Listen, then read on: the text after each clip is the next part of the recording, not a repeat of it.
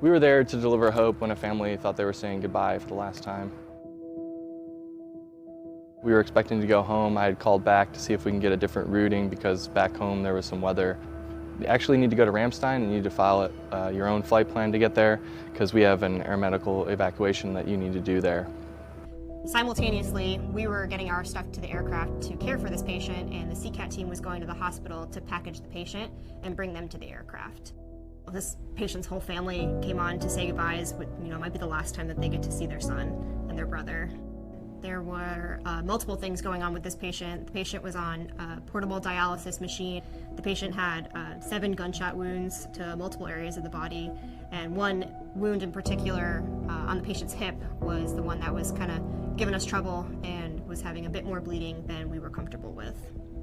So about 3 hours into the flight, I was speaking with the CCAT doc, Colonel Kogar, and she was telling me that she had some concerns about this wound specifically and how much bleeding was going on. And when we were able to roll the patient, we found a lot more blood. That's when Colonel Kogar said, yeah, we need to turn around. We need to get this patient to a higher level of care because the 4 units of blood that we have with us is not going to be enough.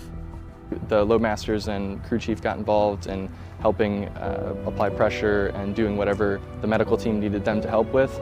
The aircraft commander turned to me, said, you have the aircraft and the radios, coordinate for the divert while I call back home and figure out where we can take him. Part of that diversion is to find a hospital that can take care of this patient.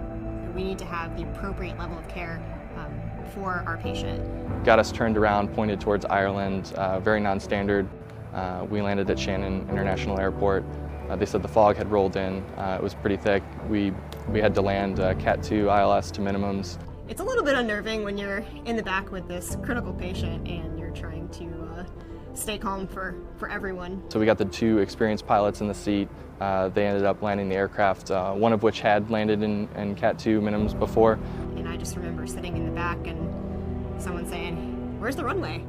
He picked up the lights right at about minimums, just prior to 100 feet, and we were able to see the runway shortly thereafter, so we continued and landed, rolled out midfield where it was a little clearer. When the ramp opened in the back of the C-17, there were tons of vehicles with lights. We made sure from my team's aspect that the CCAT team and the patient and the family members were appropriately situated and off to the hospital because that's where they needed to be, and then we just kind of did a little bit of a debrief with the front end and made a game plan for the next day. The whole crew thought we'll do whatever, we'll wait as long as we need to get him back. Being the person that is getting our service members back home safely when they need medical care, and also seeing their family and their reaction and the tears, it was definitely motivation to do the best job we can all the time, every day.